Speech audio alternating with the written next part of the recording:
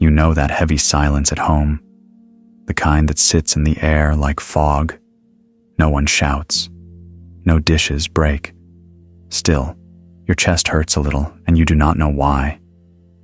That is where our story begins. A quiet house that is not peaceful.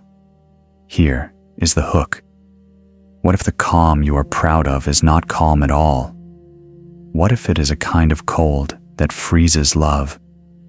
In A Gentle Creature by Fyodor Dostoevsky, a husband keeps a still face to stay in control. He believes silence makes him strong. But silence, when used to punish, is a slow knife.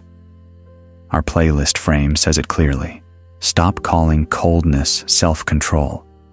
The husband wears the mask of master of the house, but under the mask is fear. Fear of losing, fear of being looked down on, fear of not being enough. That fear turns into rules, into walls, into a home that feels like a station with no heat. That is the problem we will heal in this series. The cure begins by naming it. A quiet home can still be hurting. The right question is not, is the house calm? The right question is, do the people inside feel safe and warm? That is the heartbeat of this part. The story gives us a picture so simple a child can see it. The wife brings an icon to the pawn shop. She holds it like a small shield. The narrator is the pawnbroker and later her husband. He tells us a plain scene. I could see the icon was precious to her. She was pawning it whole. I said to her, "You had better take it out of the setting and take the icon home." I will not take it out, but I will set it here in the shrine with the other icons. He understands what matters to her. He can choose to be kind. But watch what happens after he wins her. He says something that shows the seed of the Cold War to come. I looked upon her then as mine and did not doubt of my power. Read that line again. Not our power, my power. When love becomes a test of power, warmth begins to die.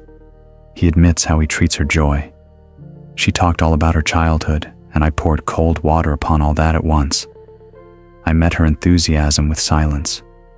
Friendly silence, of course, but all the same. He does not yell. He does not hit. He uses quiet as a tool. He believes this makes him wise. It does not. It makes him distant. It makes her small. Silence becomes a lesson that says, your heart does not matter here, and the house grows colder each night. Let us draw the simple truth from this. Coldness is not calm. Coldness is a way to feel tall without doing the hard work of love. Our playlist map names it straight. Silence that punishes is not peace. Control is not care. True respect needs truth and warmth. If you want a home that breathes, you need safe words, not sharp quiet. If you want trust, you need open light, not dark corners. When we deny this, we turn the living room into a courtroom. We turn dinner into a test. We turn the bed into a border. The husband keeps his still face because he is afraid. He fears losing the throne. He fears being weak. So he chooses tactics. He withholds touch. He delays kind words. He issues rules. He says it is for good order. He says it is for her sake. But under all the words is one thing: fear. And fear cannot lead love. Only courage can. You might ask, why bring a book this old into my living room? Because nothing is more current than a quiet ache. Many couples today do not scream. They simply stop talking. They scroll late at night. They pass each other like clouds. They think silence means the storm is over. In truth, the storm has just moved inside. Look again at the wife. She is gentle. She tries to be good. When she feels unsafe, she goes to what is holy to her. She holds the icon like a last warm cup. She wants a reply from the man she loves. Not a lecture, not a law. A reply. She needs him to meet her halfway, as a man, not only as the master of the house. Even the narrator sees it. As soon as she received the money, she turned round at once and went away, and always in silence. He notices her silence but does not open his heart to break it. He uses his silence to keep score. Two silences meet. One is a cry for safety. One is a wall for control. Guess which one wins in a cold house? The husband tells another moment that children understand right away. A game of showing off. A room of people. He is worried she will see another man as strong. He fears losing again. He says, "And so next day, I was standing in that room the other side of the door, listening to hear how my fate was being decided, and in my pocket, I had a revolver. Do you feel the heat under the ice?" His calm is a costume. Inside is panic. Inside is a loaded answer to a question he will not ask out loud. Do you love me? Instead of asking, he hides behind silence and schemes. Control always hides a question it is too scared to ask. There is a way out. It is small and human. It is not grand. It is not loud.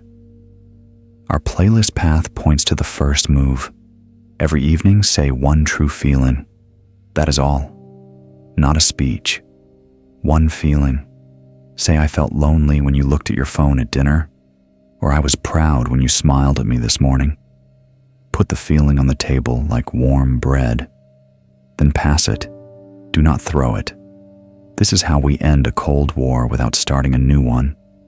This is how we choose courage over control.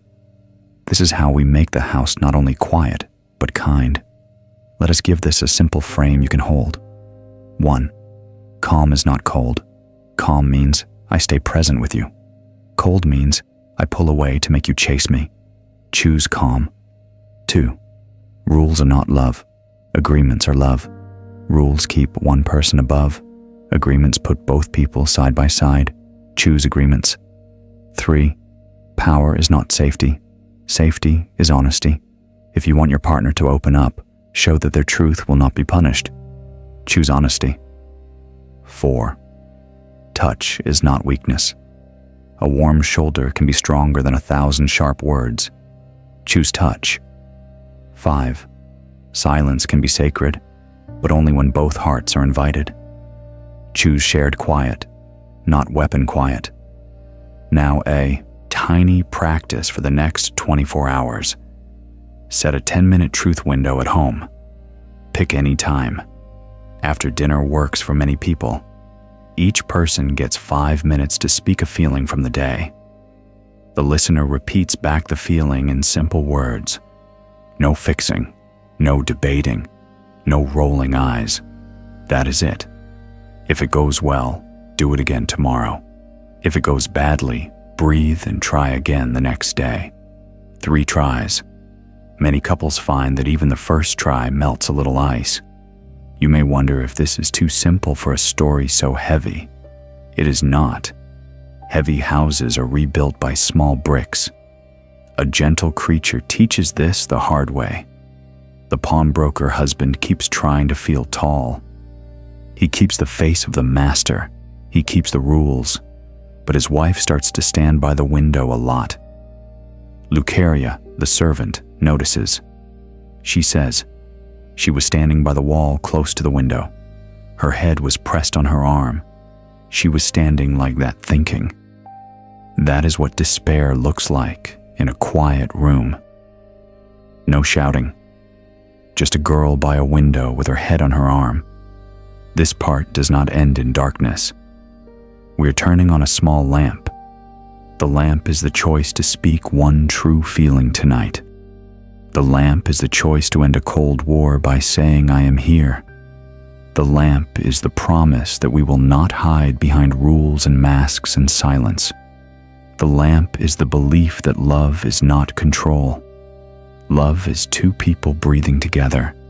In the next parts, we will walk deeper into the house. We will learn how to set fair borders without fear, how to tell the truth without breaking trust, how to rebuild respect when pride has taken over. But for now, keep it simple. When you feel the fog in your living room, remember the line that began the fall. I did not doubt of my power. Then answer it with a new line. I do not need power to love you. I need courage to be warm. If you try the 10-minute truth window tonight, your house may still be quiet. But the quiet will feel different. It will feel like a soft blanket, not a stone wall. That is the first sign that peace has begun. Have you ever set a small trap for someone you love? You do not call it a trap, of course. You call it a check. You tell yourself, I will say nothing and see if they remember. I will make a joke and see if they defend me. I will go quiet and see if they come and ask what is wrong. It feels small. It feels harmless. It feels clever. But every small test is a tiny cut. And tiny cuts, done often, bleed a home dry. In A Gentle Creature, the husband does not shout. He does something softer and, in the end, more cruel. He turns the whole marriage into a test. When his young wife is full of light and stories from her childhood, he says it himself. I poured cold water on all that at once. He calls it friendly silence. He calls it good sense. But it is a test. He wants to see if her joy will die and bend to his way. He watches, not to understand, but to measure. Later, when he has won her and taken her into his house, he says the quiet sentence that shows the game now running under every day. I looked upon her then as mine and did not doubt of my power. Power needs tests. Love needs trust. He chooses power. The tests begin. These tests are easy to hide. They look like jokes. They look like small delays. They look like order.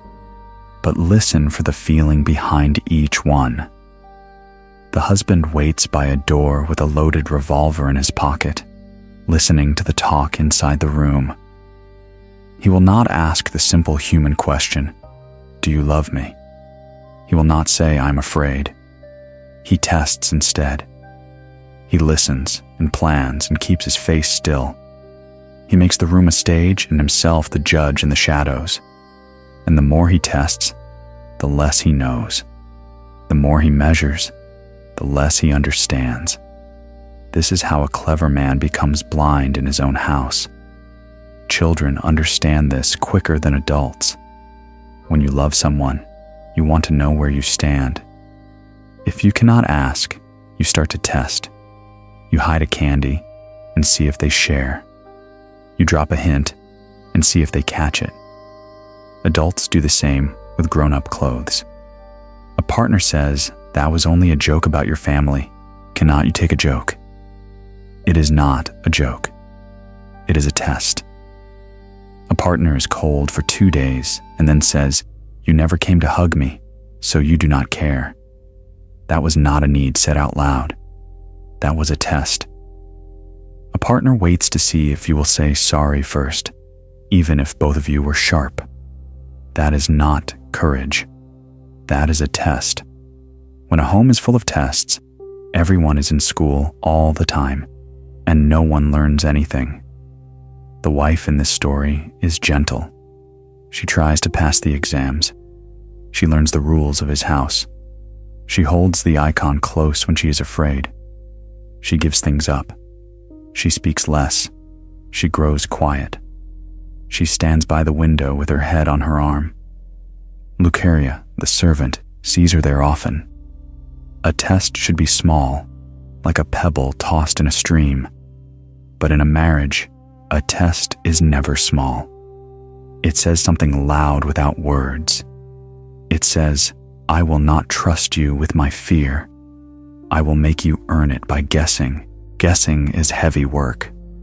Guessing, day after day, breaks even a strong heart.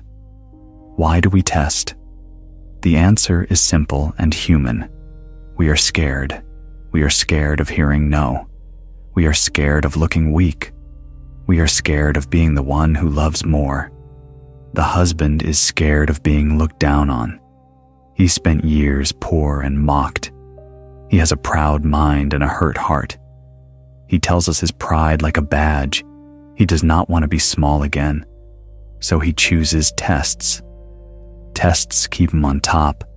Tests protect him from asking for what he needs.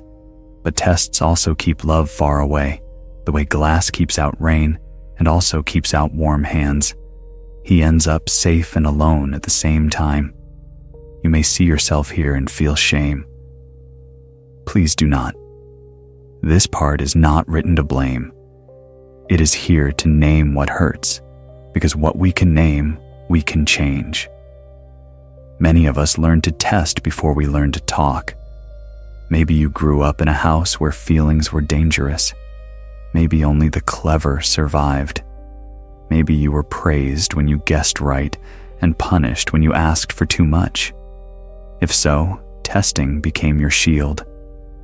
But a shield is heavy. It is good in war and bad in a kitchen or a bed. Think of the small tests that live in a quiet house. One person comes home late and the other says nothing but slams the drawers louder. That is a test. One person shares a dream and the other answers with a thin smile and a new topic. That is a test.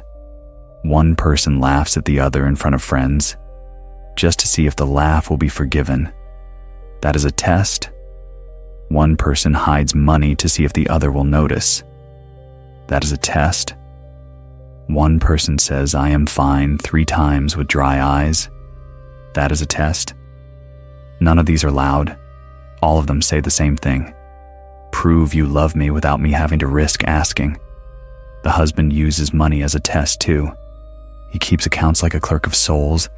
He fixes rules, then watches. He gives and takes to see her bend.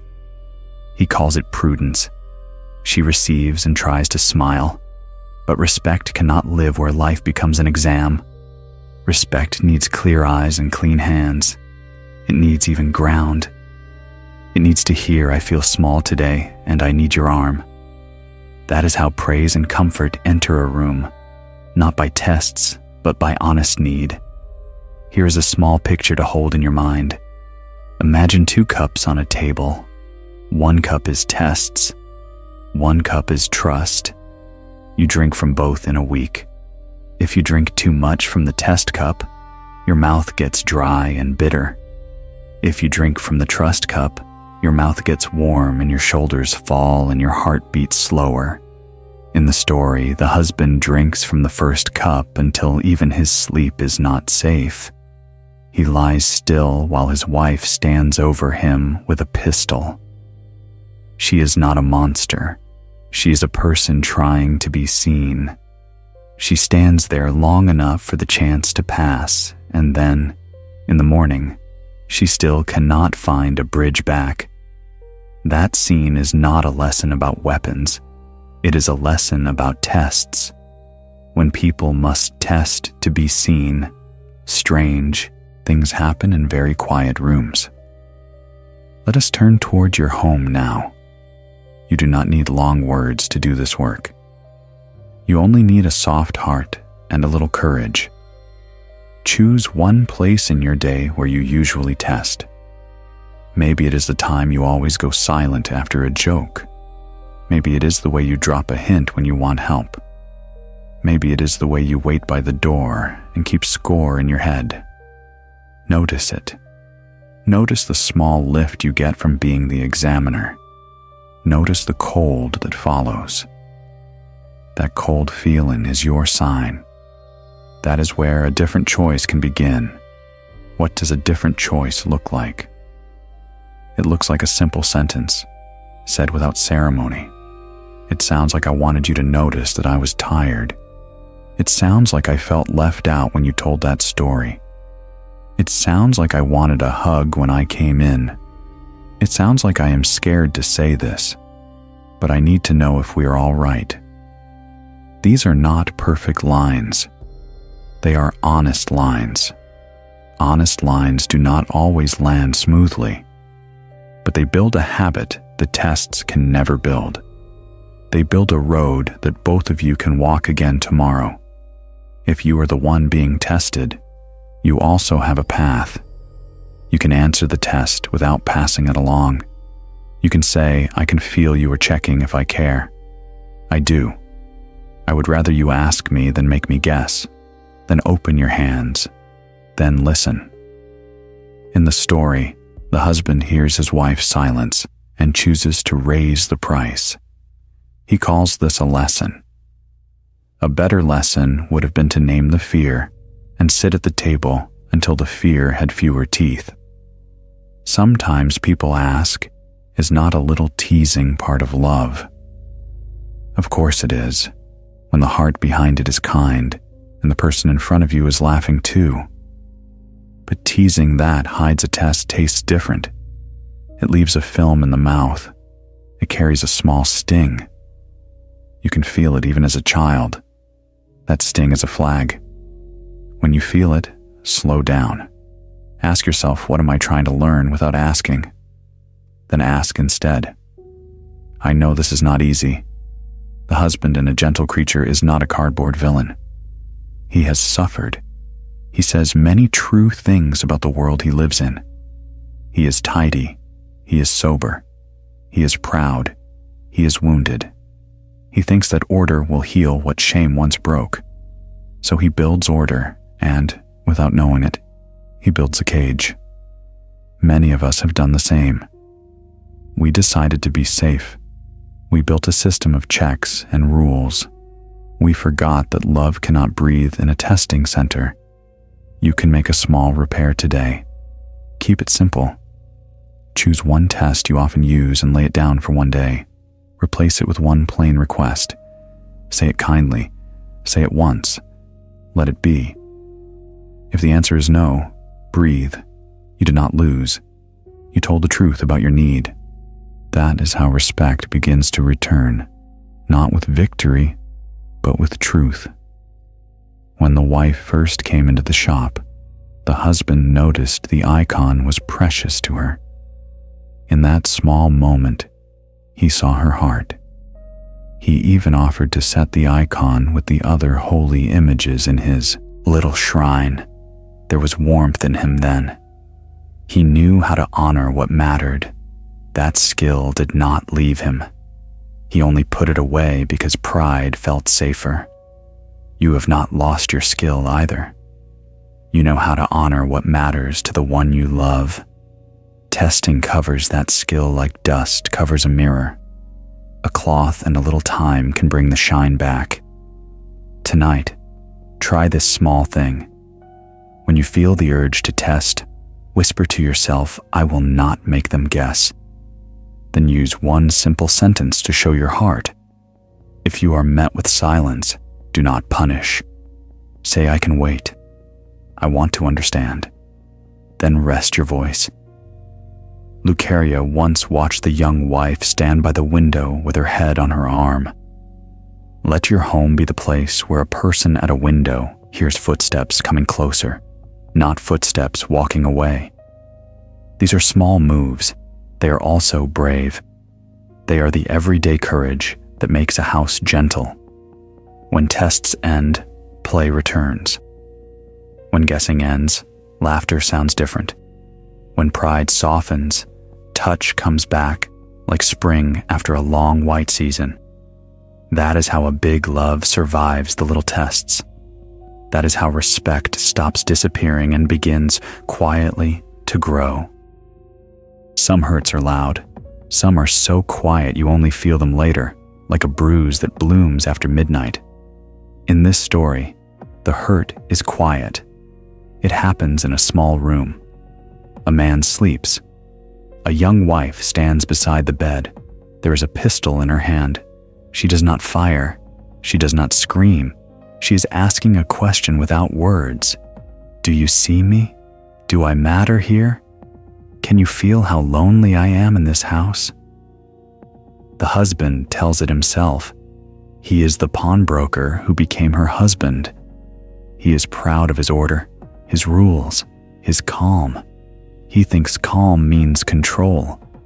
He has said the line that starts the fall. I looked upon her as mine and did not doubt my power. He has poured cold water on her joy.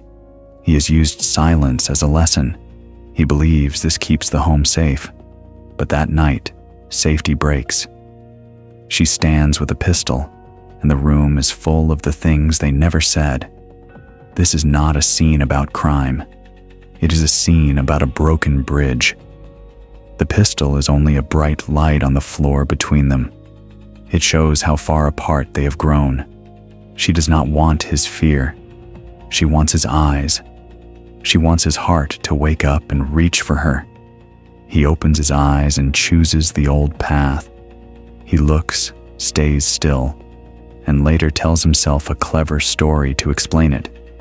He passes the test he set for himself and fails the person in front of him. The next morning, they eat bread like strangers. You might feel angry with him here.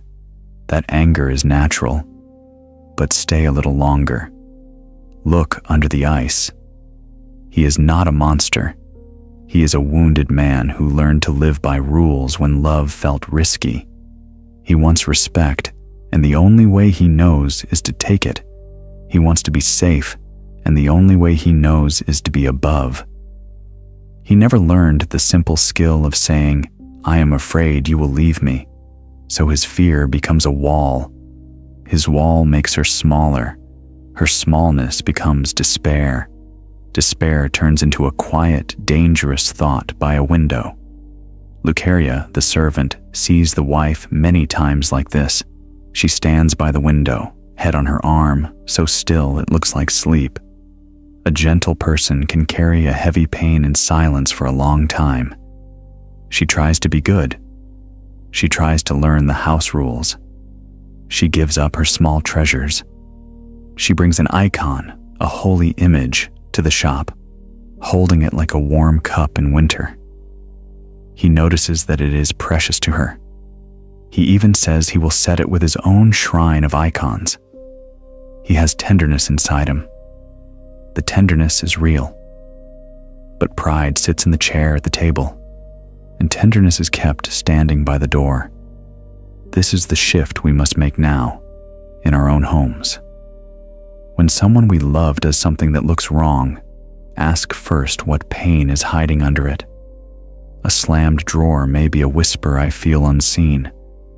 A sharp joke may be a shaky bridge. Please come closer and hold it with me. A long silence may be a tired heart saying I am out of words, but I still want you. The wife with the pistol is not asking for revenge. She is asking to be seen so clearly that the pistol can be put away. This is the moment where love can turn, not from blame to shame, but from cold to warm, from power to care. Think of a simple picture. 2 fires in one room. One fire is anger. It burns fast and throws big light. The other fire is need. It burns low and steady, but it warms longer. If you fight anger with anger, the room fills with smoke and both of you cough. If you answer need with care, the light grows soft and you can see each other's faces again. In the story, both fires are in that room. He chooses to fight the bright fire in his head. He keeps score, keeps calm, keeps power. The low fire, the need for dignity and touch, is left alone. That is why the room grows colder. There's a way to handle these moments without making them worse. Simple steps. Small words. First, slow your breathing. Then name only the feeling you see. Say you look scared, or you look very alone, or you look like you want to leave and also want me to stop you. Do not add lessons. Do not add court words. Just name the weather in the room. Then, offer your hand in one sentence. I am here. I want to understand. I do not want to win. Those words are not poetry. They are a key. They tell the other person the door is open and no one will be pushed through it. You might say this sounds too soft for real life, but soft is not weak.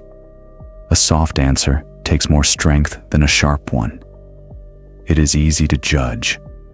It is hard to stay with a hurting person without fixing, without fleeing, without making it about you.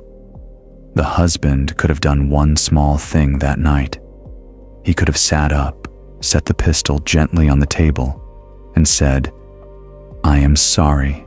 I made our house a place where you had to do this, to be seen. Tell me where it began." That sentence would not fix everything, but it would open a window. Fresh air could come in. The next morning would be different. There is a practice you can try when a hard moment rises. Call it the warm chair. Keep a chair by your table that no one uses except for hard talks. When someone sits in the warm chair, the rules are simple. No phones, no cross-exam, no old bills brought up. One person speaks for 2 minutes. The other repeats back the meaning, not the exact words. Then switch. Do this for 10 minutes. End with one small promise each. I will put the phone away at dinner. I will knock before a heavy talk. Small promises are the bricks of trust. Big promises often fall and hurt your toes. Let us bring back a line from the book, because it holds the lesson in a few words. I met her enthusiasm with silence. Friendly silence, he says.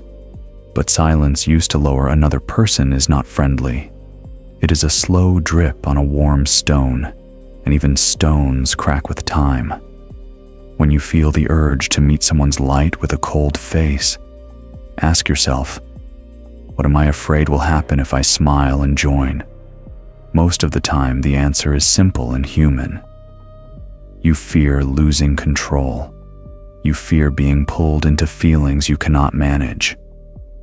Now, ask a kinder question. What might happen if I risk 5 minutes of warmth? Many houses thaw on that small act, and if you are the gentle one who has been quiet too long, hear this with care. You do not have to hold a pistol to be seen. Your pain is real, even when it is spoken softly. You can say, I am not safe in silence anymore. I need our home to be a place where my joy is not poured on with cold water. If the answer is still cold, you have choices. You can invite help. You can call a friend who loves truth. You can bring a wise third person to sit with you both. This is not failure. This is how grown people protect the light in their chest without burning the house down. The healing starts in small places. When you catch yourself building a case in your head, stop and build a bridge with your mouth. When you feel the need to prove a point, put your hand on the table, palm open, and say, I want us more than I want to be right. When you feel the room tighten, open a window if there is one. Let the air move. Let your voice move like that too, slow and clean. The husband in A Gentle Creature wanted to be respected. He did not know that respect is a gift people give to those who protect their dignity, not a prize you seize by being colder. Respect grows in warm rooms where truth can sit down without fear. In the end, he tells his story like a confession. He counts his careful choices and sees what they cost. He is not beyond mercy. None of us are. Mercy begins when we choose eyes over armor, hands over walls, warmth over tests. Tonight, if a quiet hurt comes to your door, try this. Do not ask what is wrong with you. Ask what is hurting you. Then listen, even if the words are messy. Put the pistol away with your calm, kind voice. Put the bread on the table. Sit close enough to feel the warmth of a shoulder. You may still eat in silence, but it will be a different silence, the kind that rests, not the kind that punishes. That is how a hard moment can hurt and still open the heart. That is how a quiet house begins to be a peaceful home. Tests feel smart, Plain words feel risky, but love grows with the risky thing, not the smart one. In A Gentle Creature, the husband keeps calling his quiet a lesson, a friendly silence. He thinks she will learn if he withholds warmth. She does learn, but not what he hopes. She learns she is alone. She learns her joy is not welcome. She learns to stand by the window with her head on her arm. If he had used plain words instead of tests, the story would have bent toward light. That is what we will practice here. Begin with a small truth. We test when we are afraid to ask. The husband was afraid of being looked down on. He was poor once. He was mocked. He says he poured cold water on her enthusiasm. He admits he looked upon her as his and did not doubt his power. These lines show his fear in simple ink. He wants to be safe more than he wants to be close. So he builds rules and waits to see if she bends. That is a test. A house full of tests feels like a school where no one knows the lesson. There is another way. It is plain and quiet. It fits in one hand. You can carry it from the kitchen to the bedroom, and it will not spill. It is the way of saying what you need out loud, without a mask and without a knife. It sounds too simple, but it is the missing door in many homes. Try this 3-step path. Say. Ask, agree. Say means I name my feeling in one sentence without blame. Ask means I make one clear request. Agree means we choose one small action both can keep. Now let us make it real with scenes that could have lived in that house. When she shares a memory and he feels small, the old way is a cold face, a tight mouth, a test. The new way is one sentence. When you speak of your happy childhood, I feel left out and a little jealous because mine was not like that. Then the ask. Would you tell me one memory that I can enter with you? And then let me share one from now that makes me proud. Then the agree. After dinner tonight, 10 minutes for your story, 10 for mine. When he fears she might love someone else, the old way is to listen at doors, to carry a revolver in his pocket, to plan. The new way is one sentence. I am afraid of losing you, and it makes me act like a guard, not a husband. Then the ask. If you notice me turning into a guard, will you touch my arm and say husband? Then the agree. I will stop, breathe, and tell you the fear that sat on my chest. When she tries to bring a holy thing to the shop and he wants to show power, the old way is to turn it into a lesson. The new way is one sentence. I can tell this icon is precious to you, and I want to honor that. Then the ask. Can we make a small shelf at home where your sacred things can rest? Then the agree. Tomorrow before lunch, we will put a shelf up together and choose what belongs there. Plain words are not soft excuses. They are clean tools. A test says prove it. A plain word says here is my heart. A test is a maze. A plain word is a short path. The husband loved short paths in money and order. He could have loved them in speech too. Here are simple templates you can use tonight. When you did X, I felt Y. Because Z, I need A. Can we agree on B? Example. When you joked about my family, I felt small because I grew up being teased. I need kindness in public. Can we agree that family is not a joke topic? Another. I am not asking you to read my mind. Here's the thing I need in plain words. I need you to look up when I come in. 10 seconds. That is all. Another. I will not punish with quiet. I will take 10 breaths and then say the one sentence I am trying to hide. I felt forgotten when you ate without me. Keep them short. Children understand short. Grown hearts do too. What if the other person does not answer well? Then you practice a gentle boundary. A boundary is not a wall. It is a door with a simple rule. You can speak to me in heat, but not in harm. You can disagree with me, but not mock me. You can be late, but you must tell me as soon as you know. Write 3 such rules together. Put them on the fridge. Sign them. Not like a contract of fear, but like a promise of care. You can also make a tiny ritual to replace your old tests. Choose a word that means pause. It could be respect, warm, home. When anyone says the word, you both stop testing and switch to plain speech. Practice when you are calm, so it works when you are not.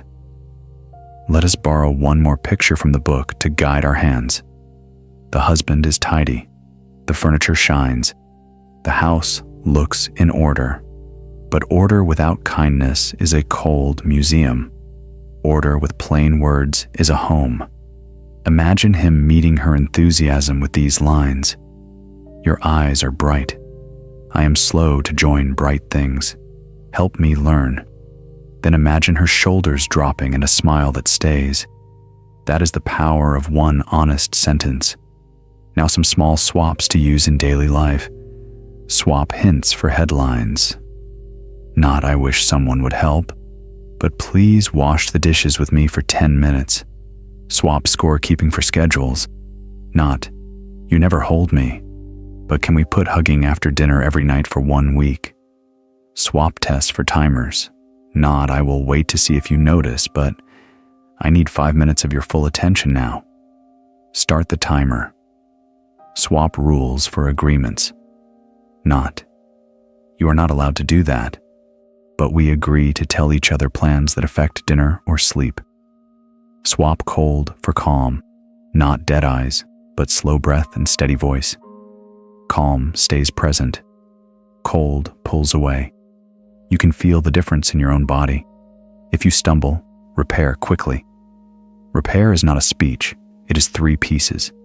Name the miss. I tested you just now. Own the reason. I was scared you would say no. Offer the turn. Let me try again with plain words. Then say the simple ask. What if you speak plainly and hear no? You will survive it. The fear of no is what keeps so many homes in tests and traps. A clear no lets you see the road. You can adjust. You can negotiate. You can grieve. You can ask later, but you will not be stuck in guessing games that waste a life. If you're the one who loves rules, remember this. Agreements are stronger than commands because both people carry them. Commands fall when the commander is tired. Agreements walk even when one person has a heavy day. The husband could command, but he could not carry both ends of the rope. That is why the rope kept burning his hands. If you are the gentle one who has kept silent, remember this. Your needs are not a burden. They are the handles your partner can hold to love you well. When you give no handles, even a good person will drop the box. Speak the handle in 5 words or fewer. I need warmth at greeting. I need praise for effort. I need a plan for bills. Clear handles, kinder hands. Lucaria saw the wife thinking by the window. She could not find the plain word she needed. Or perhaps she had tried and met the cold face too many times. A house can teach a person to give up. Do not let your house teach that lesson. Teach a better one. In this house, we say what we need in small, kind lines, and we listen like it matters. To make this practical, here is a tiny plan for the next 24 hours. 1. Pick one test you use often. Write it down. For example, I go silent to see if they will come after me. 2. Write the plain sentence that belongs there instead. I feel hurt. Please sit with me for 5 minutes. No phone. 3. Tell your partner your plan. Today, I will try to say this instead of testing. If I forget, please say the pause word and I will try again. 4. End the day with one shared note. One thing that felt better. One thing to try tomorrow. Keep it to 1 minute each, then sleep. If you do this once, the room will feel a little different. If you do it for a week, your chest will feel lighter when you turn the key. If you keep going, the old need to test will lose its sugar. It will not taste powerful. It will taste lonely, and you will choose plain words because they taste like bread. A gentle creature is a sad tale, but it gives us a map. It shows how silence used as a lesson shrinks a soul. It shows how a proud mind can forget a tender hand. It shows how a small house can turn into a court where love is always on trial. We are choosing a different ending, not a grand gesture, just steady, honest lines, day after day.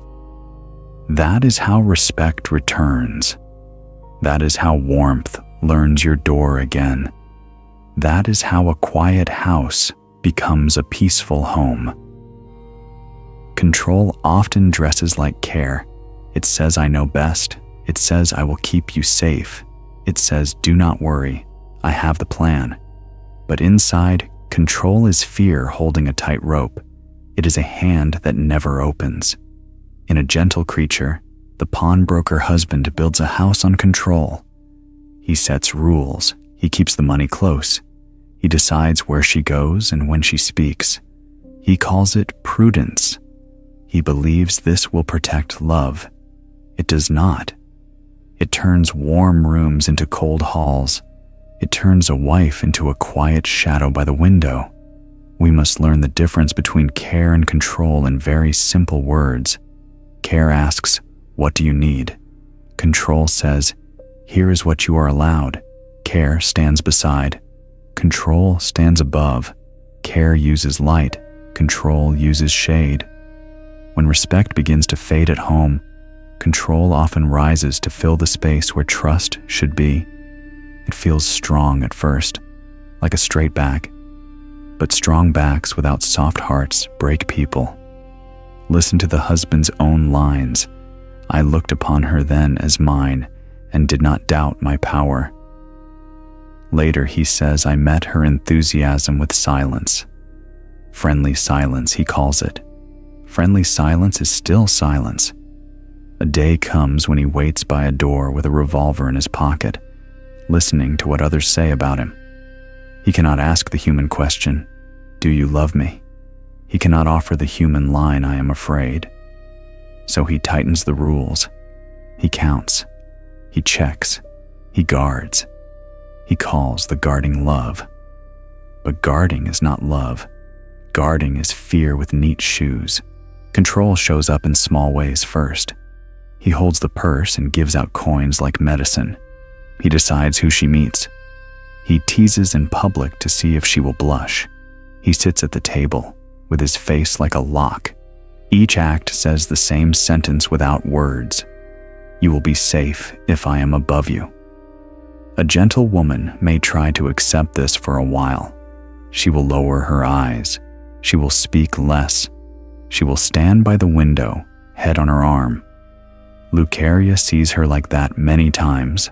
A house with many rules and little warmth teaches people to disappear. There is a better way, and it is not complicated. Replace control with agreements. Agreements are not chains. They are handshakes. They are two people saying, we will carry this together. An agreement is clear, concrete, and co-owned. Clear means the words are simple enough for a child to repeat. Concrete means you can see it or count it. Co-owned means both have a say and both have a duty. Let us see what this looks like in daily life. Money. The husband keeps all the money close. He gives and withholds to test and to shape. He calls it order. The wife grows small. The fix is not to throw money in the air. The fix is to make a simple, shared plan. Clear. Every Sunday evening, we look at the purse together for 10 minutes. Concrete. We put food, home, savings, kindness into jars or notes. Co-owned. Both hands touch the paper. Both voices decide. If one carries fear about waste, name it. If the other carries fear about being treated like a child, name it. Then choose one small promise each. I will not hide a purchase. I will not mock a worry. Kindness returns to the table when money is a shared road, not a leash. Time. Control says, be home at this hour because I said so. Agreement says, if you will be late, send a simple message. The message is the same every time, so it is easy to do. Running late, home at 9.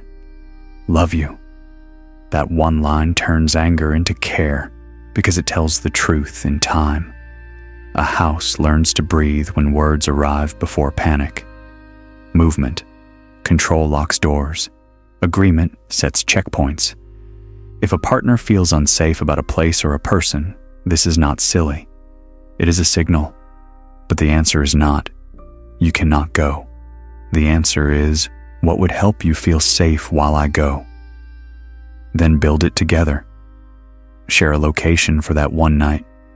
Set a check-in time. Meet the friend once together. Agree on what is fair, and write it down. Tape it to the fridge if that helps. Chains breed lies. Agreements breed trust. Speech. Control says, I will be silent until you break. Agreement says, when voices rise, we use our pause word. Choose a gentle word you both like. Warm, or home, or candle. When anyone says the word, both stop. Each takes 10 slow breaths. Then speak in short lines. One sentence, one breath. The pause word has no charge, no shame, no edge. It is a lantern, not a siren. Practice when you are calm so it is ready when you are not. Touch. Control withholds touch to teach a lesson. Agreement sets touch like bread, daily and simple. Every evening after dishes, a 2-minute hug. No words needed. Set a small bell on the shelf. The bell rings at the same time each night. You will be surprised how much good 2 minutes can do when done every day. Cold melts by habit as much as by heat. Let us build a small tool you can use right away. Call it the family charter of 3. 3 agreements to warm the house. Keep it short. Put it where eyes fall. 1. We do not punish with silence. If hurt comes, we pause, then speak one honest sentence. 2. We do not use money to control. We plan money on Sunday together. 3. We tell each other where we are when plans change with one kind line. Sign with your names, not as a court, but as a promise. If you break an agreement, do not make a long speech. Make a quick repair. Name it. I broke number 2. Own it. I got scared and tried to control. Offer the fix. Let us sit 10 minutes now and reset the plan. Repair is glue. Without repair, even fine wood splits. You may ask, what if the other person likes control and hates agreements? Then start small and start on your own side. Keep your half of the rope soft. Speak your needs in plain words. Set your own gentle boundary. A boundary is a line that protects dignity without harming the other. It sounds like I will not stay in the room if laughter turns into mockery. I will return in 10 minutes and try again. It sounds like I will not read secret messages to feel safe. I will ask for reassurance with my voice. Boundaries teach people how to treat you. They also teach you how to treat yourself. What if you hear number? No is not a door slammed on your life. It is a truth you can work with. You can ask, why does this feel hard? You can offer a smaller step. Instead of a money meeting each week, try each month. Instead of a 2-minute hug each night, try a hand on the shoulder while making tea. Small steps count.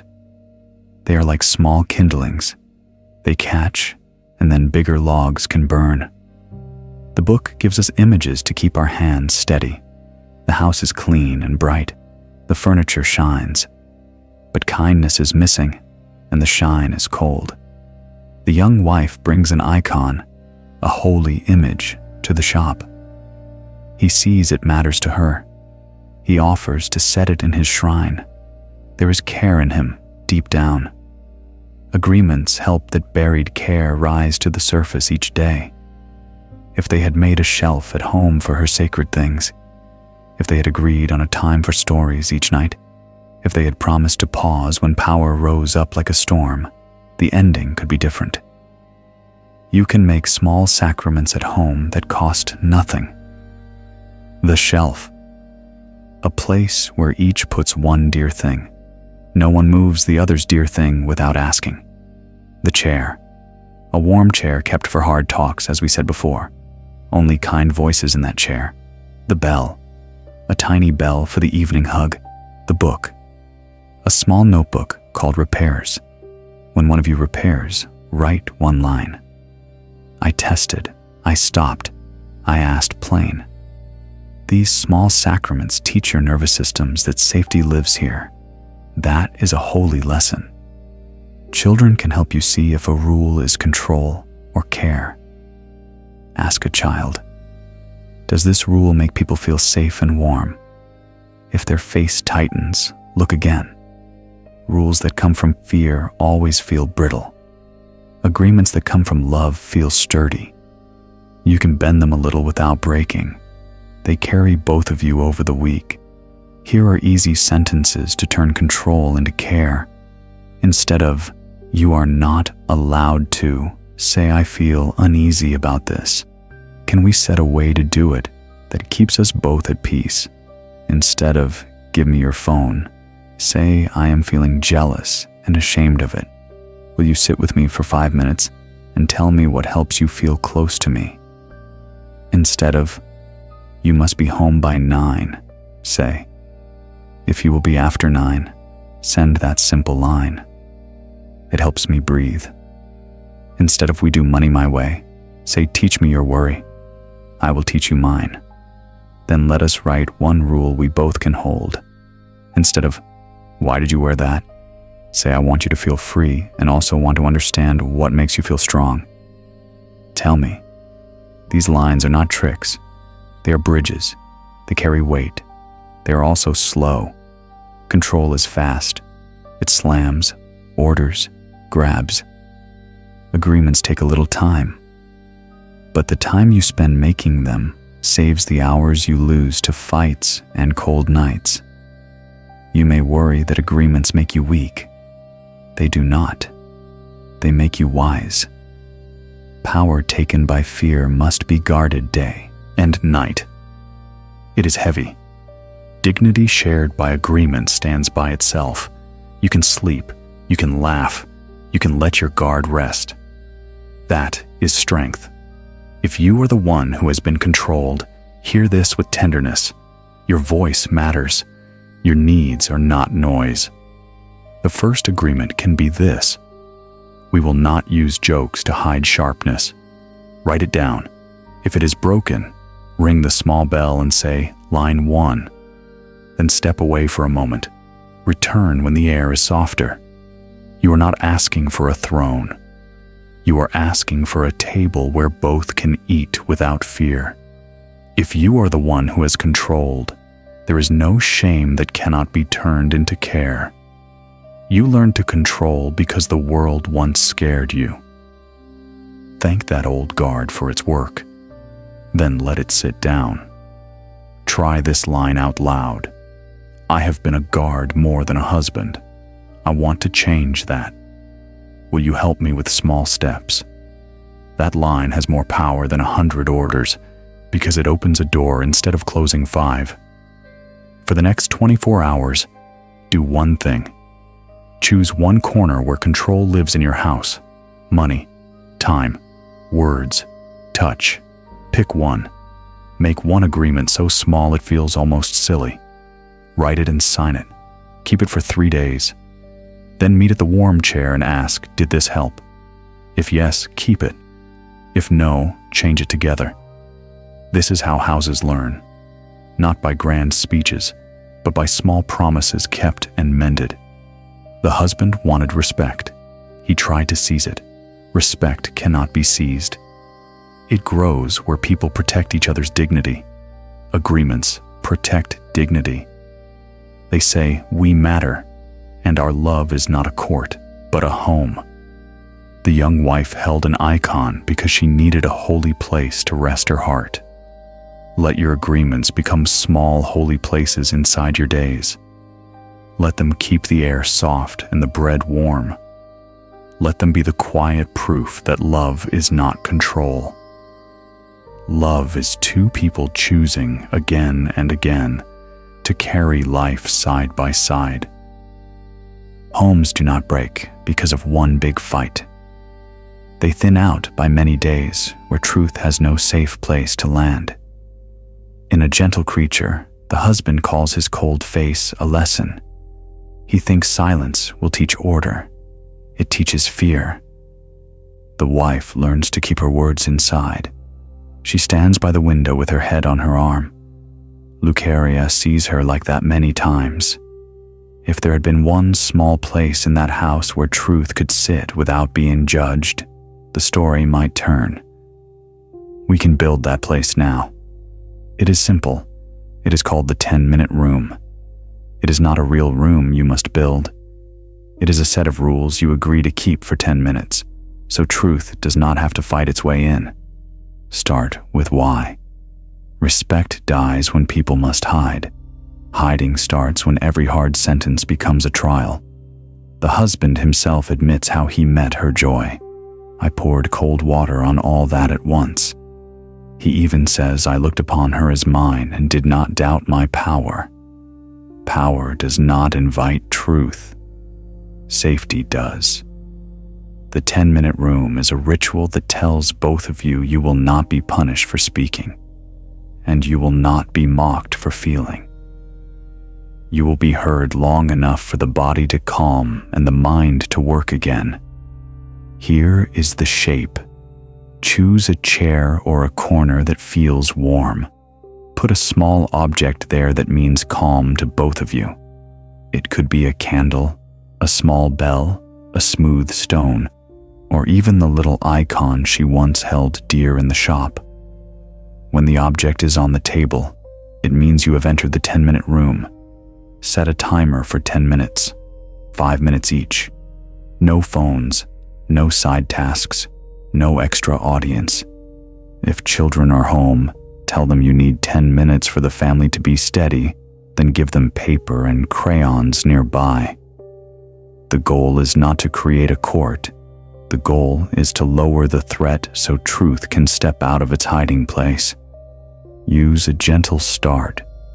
The first person speaks in short lines, 1 or 2 sentences at a time.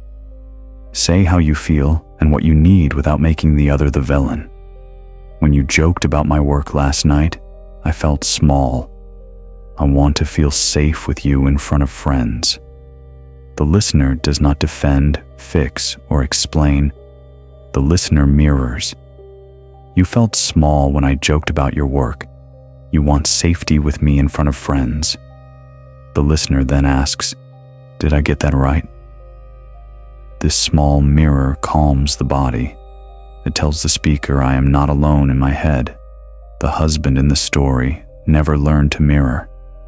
He listened at doors instead. He waited by rooms with a revolver in his pocket. If he had sat at a table and mirrored her pain for 5 minutes, a pistol would never appear by a bed.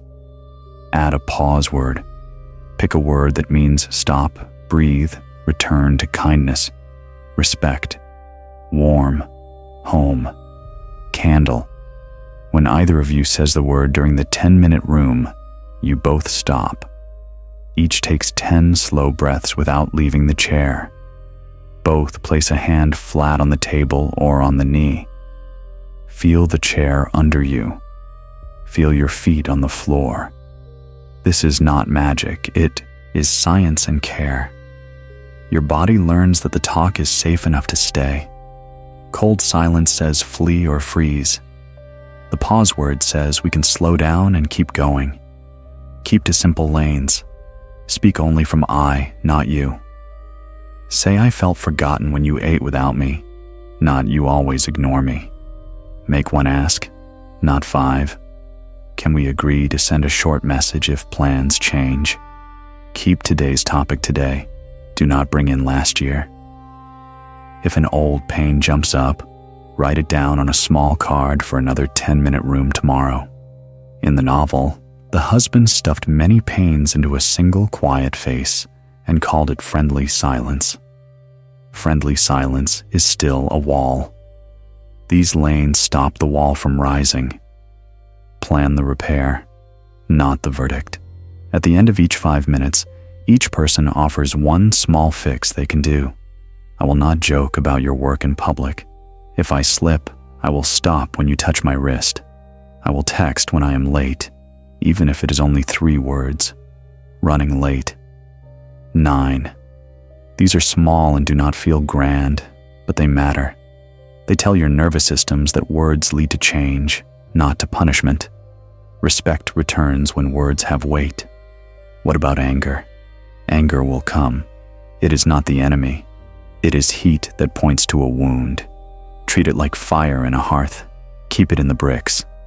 If a voice starts to rise, the listener can say gently, lower voice, please, I want to hear you.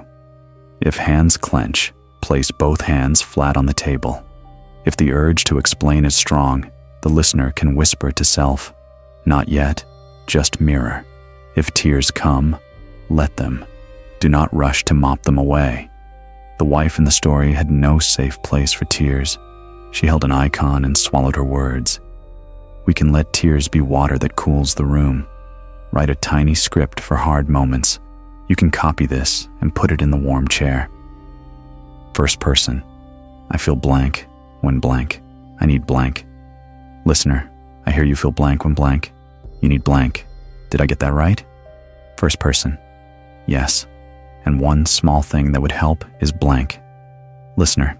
I can do blank today, and I want to add blank. I will try. Then switch. Do not chase perfect lines. Chase simple and true. Even children can learn this. Many families teach the mirror as a game. It becomes a skill before a storm arrives. Use the story as a compass. The husband says, speaking of that night, that he lay still and later told himself a proud tale about it. He chose power over mercy. Imagine the same scene with the 10-minute room. She wakes him, scared and lost. He sits up, moves the cold object from her hand to the table, and says, candle. They both breathe. He mirrors. You look terrified and alone. I have made our house a place where you could not reach me. I am sorry. I am here. Tell me where it began. There's no grand theory in that. There is only a small, steady practice of safety. It changes the ending. Protect the ritual from common traps. Do not use the 10 minutes to score points. If you catch yourself showing off your good logic, pause and return to the heart. Do not fish for praise. If you find yourself saying, so I did well, right? Pause and return to the need. Do not hold the other hostage with a monologue. If you are still talking after 3 minutes without a breath, stop. Let the other mirror and help your heart catch up. If a topic is too hot for 10 minutes, say so. We need help with this one. Then call a trusted elder, a wise friend, or a counselor. Asking for help is not betrayal. It is proof you want to heal, not win. Measure success in gentle signs. After a good 10 minutes, your chest feels less tight. Your shoulders drop. You find yourself making tea for the other without thinking. You sleep earlier. The house is still quiet, but the quiet feels soft, not sharp. After a week of 10-minute rooms, you will notice fewer tests because needs are getting airtime. After a month, the old habit of control feels heavy, like a coat you no longer want to wear. After 3 months, you will have a small book of repairs you can be proud of. Keep it on the shelf where your dear objects rest. The wife's icon would belong there. It would say, "This house has a place for holy things and hard truths. Let children see the ritual when it is calm. Do a 5-minute room about a simple thing. Who will take out the trash? Mirror, agree, smile." Children who watch this learn what the husband never learned. They learn that love is not guessing and power. It is seeing and being seen. They will grow up less likely to stand by a window with a heavy head or to hold power like a weapon in a small room. If you are the one who fears words, start smaller. Try the 1-minute truth. At the end of the day, each says one feeling and one thanks. I felt scared when the bill came. Thank you for cooking. It takes 60 seconds. It keeps the path open when the 10-minute room feels too large. If you are the one who rushes to fix, hold your tongue and your breath. Count your inhales. 4 inches, 6 out. Let the fix come later. Respect grows in the pause between words. Expect awkward starts. You may laugh the first time. You may feel silly. You may feel angry when you are mirrored. Because you want action now. Stay with it. Awkward is not failure. It is the sound of a house learning a new language. The husband in the book spoke only in 2 languages, order and pride. A 3rd language was waiting for him all along. Warm truth. We are choosing that language. For the next 24 hours, set one 10-minute room. Choose something small but real. Use the candle or the bell. Mirror. Ask for one small change. Offer one small change. End with touch, even a hand on a sleeve. If it goes badly, write one line in a notebook. We tried. We will try again tomorrow. Courage is not big speeches. Courage is small returns. A house does not need to be loud to be alive. It needs air. Air comes when truth can breathe. The 10-minute room is how you open a window on purpose. It is how you tell each other, "I will not punish you for being human." It is how you turn cold order into warm structure. It is how respect, which had been slipping out the back door, finds its way home and sits at the table again. There is a kind of peace that does not make a sound. It shows up in small ways first. The spoon does not rattle in the cup.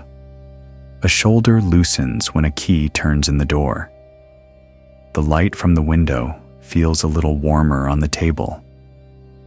This is the peace we have been walking toward together, step by step, from the moment we admitted the truth that a quiet house is not always a peaceful home. In A Gentle Creature, the husband thought order alone could carry love. He polished the furniture, kept his accounts, held his face still, and told himself this was strength. The more he clung to power, the smaller the room became, until even a simple breath felt like a crime. He confesses it in his own plain way. He did not doubt his power, and he poured cold water on her bright stories. And each time he chose the cold lesson, something living in the house went dim.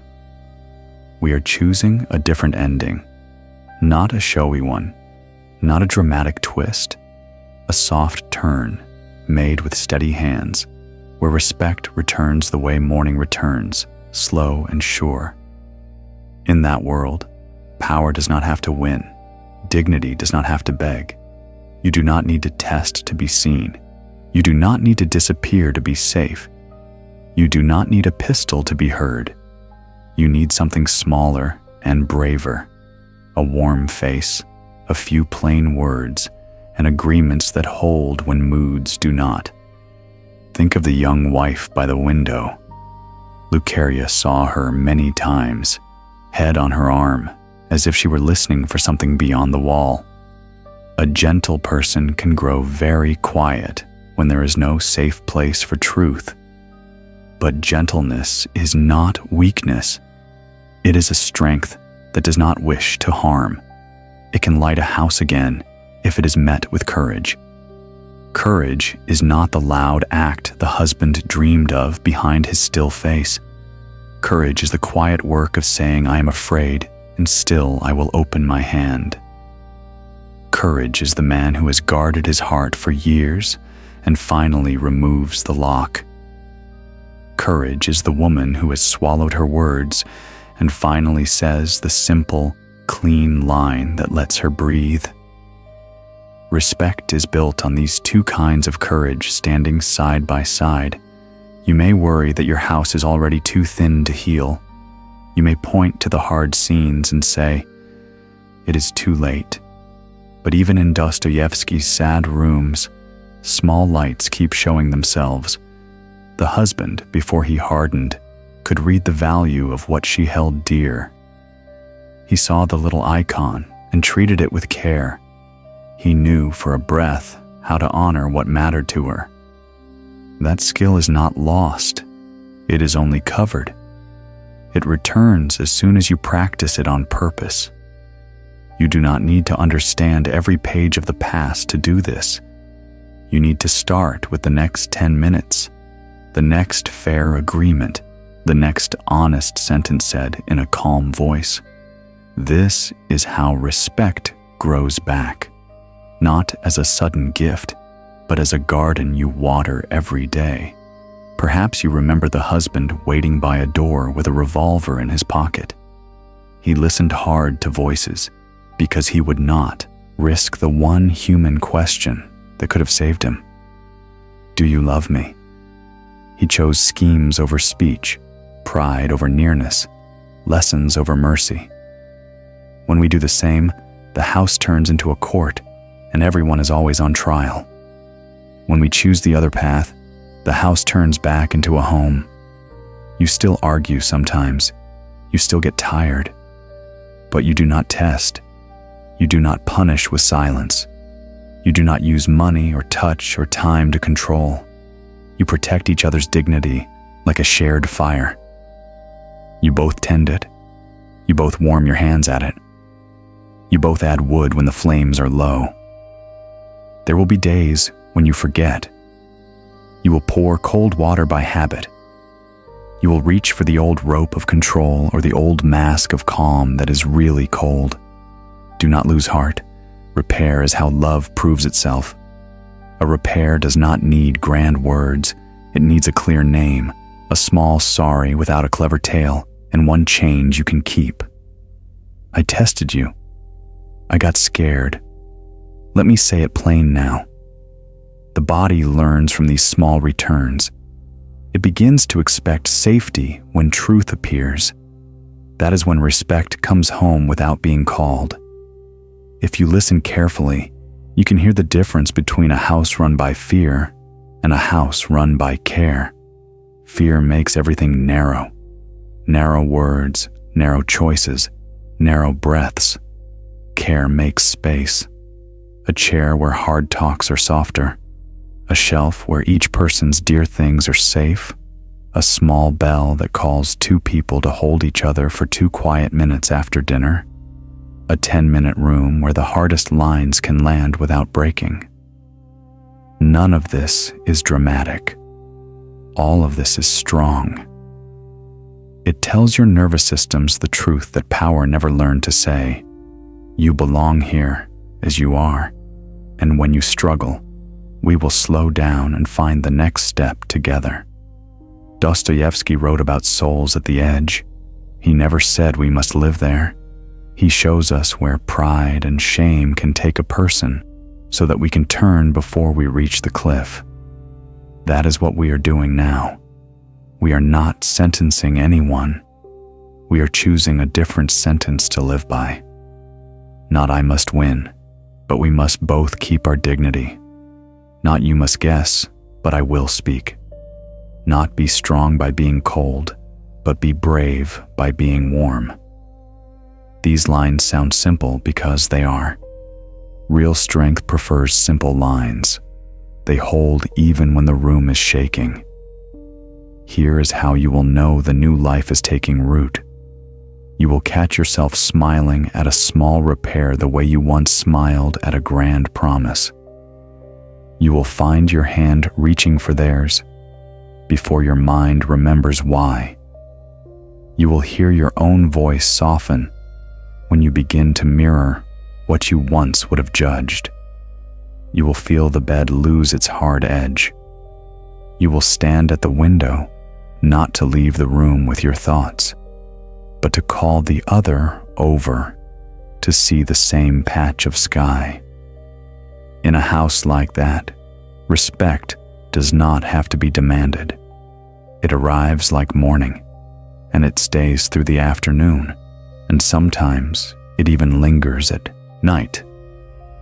If this walk has warmed you, let it warm someone else too. Send it to the friend who needs a gentle word. Tell me in the comments which small step you will try tonight. And if you want more rooms like this, more soft lamps for hard days, stay close to this channel so we can keep building them together, week by week, until your house breathes like a living thing again.